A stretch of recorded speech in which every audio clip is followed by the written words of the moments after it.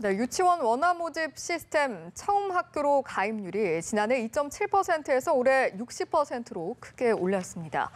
그런데 처음 학교로에 참여하지 않은 사립유치원의 상당수가 원화 100명이 넘는 대형 유치원인 것으로 밝혀졌는데요. 오늘 이슈워치에서는 이 내용 정치하는 엄마들의 장하나 대표 전화 연결해서 살펴보도록 하겠습니다. 안녕하십니까? 네, 안녕하십니까? 예, 안녕하십니까?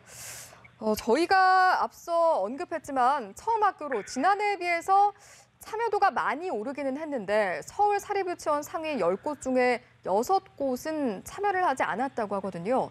이유가 뭐라고 생각하세요?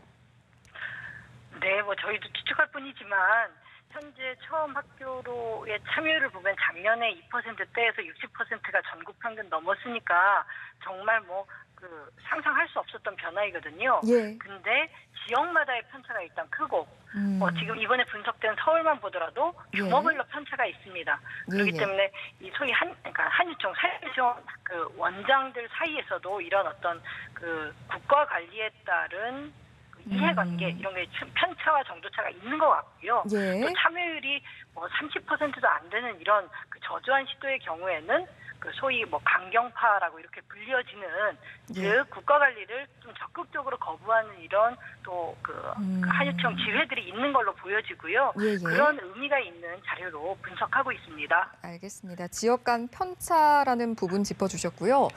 그런가 하면 온라인에서 유치원 정보만 제공을 하고요. 정작 중요한 원서 접수에 대한 정보를 빠뜨려서 학부모들이 직접 유치원에 찾아오게 하는 경우, 그런 유치원도 있다고 저희가 들었어요. 맞아요. 이런 경우는 어째서 이런 일이 발생한다고 보시는지요?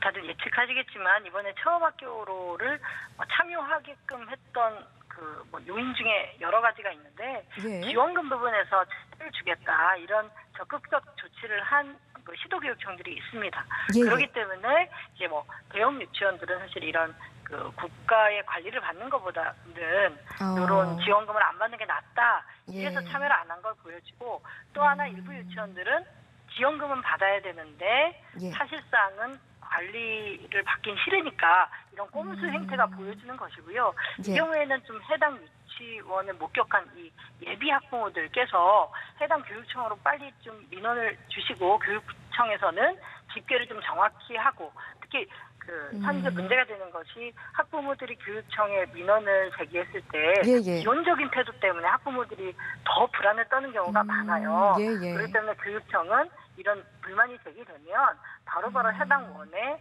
좀 조치를 할 수 있는 이런 시스템이 좀 필요하지 않은가. 그래서 교육부가 좀 강도 높게 이렇게 입장을 표명하는 것과 시도교육청에서 부모님들이 실제 교육당국을 접했을 때의 온도차가 너무 크다.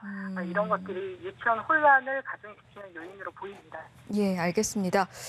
학부모분들도 이제 바로 민원을 하고 또 교육당국에서도 빠른 조치가 필요하다라고 말씀을 해주셨는데 이 부분도 한번 여쭤볼게요. 어제가 사실 처음 학교로를 통해서 내년도 원화 모집을 하는 첫날이었잖아요. 하지만 이제 원서 접수 사이트가 먹통이되는 상황이 또 벌어져서 한참 동안 기사도 뜨고 이제 논란이었는데 학부모의 한 분으로서 이 부분은 좀 어떻게 느끼셨어요? 사실 이런 일은 있어서는 안 됐고 너무 불미스러운 사안이죠.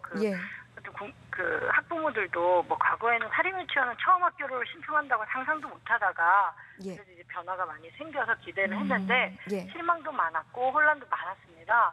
하지만 작년까지 2.7%가 참여했으니까 사실상 참여를 안 했고 봐야 되고 올해 갑자기 늘어나서 교육 당국에서도 이런 수요 예측을 좀 못했다. 그래서 좀 빨리 시정했으면 좋겠는데 문제는 처음 학교를 잘 모르시는 청취자도 있다고 가정을 하면 국공립은 이렇게 온라인에서 신청하면 거기에서 이렇게 공정하게 특별히 이제 원장이나 설립자가 아이들을 가려서 뽑지 않는 이런 시스템이고요. 사립유치원은 직접 가서 추첨을 해야 되는데 이제 온라인 방식이 아니라 수동으로 제비뽑기라든가 공을 뽑는다든가 이런 것이고 그렇기 때문에 여러 군데 유치원을 저희가 신청을 하면 모든 유치원에 매번 추첨일 날 가야 되는 이런 불편이 있었던 겁니다.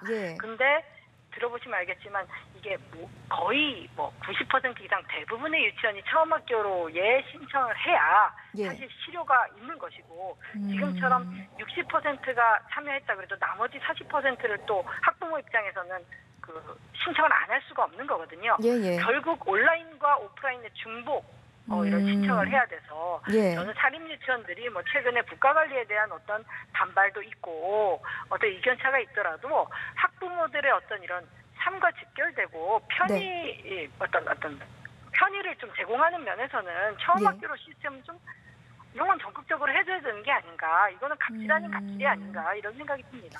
알겠습니다. 연장선상에서요. 말씀해 주신 것처럼 실효성에 대한 어떤 의문을 가지는 의심하는 목소리가 나오고 있잖아요.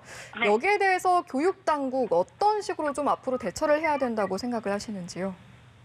네, 어쨌든 뭐 교육 당국도 문제고 저는 사실 국회에 지금 뭐 어제자로 유치원 3법 합의 이렇게 처리 합의가 좀 됐는데 네네. 불안한 것은 그 국회에서 어쨌든 유치원 3법 그 향방이 어떻게 가느냐에 따라 사립 유치원들도 어떤 국가 관리를 이때는 좀 수용하고 받아들일 것이냐 아니면 계속 힘겨루기를 할 것이냐 이 입장을 정할 것이거든요. 예. 그러니까 국회에서 계속 처리가 늦어지면 유치원들은 계속 학부모들을 볼모로 이렇게 실력 행사 아닌 실력 행사를 할 것이다. 국회가 좀 발빠르게 이제는 대처해라. 이런 얘기를 더 강조를 드리고 싶네요. 알겠습니다. 국회 빠른 처리 당부를 해주셨고요. 오늘 말씀은 여기까지 듣도록 하겠습니다. 지금까지 정치하는 엄마들의 장하나 대표와 이야기 나눠봤습니다. 고맙습니다. 감사합니다.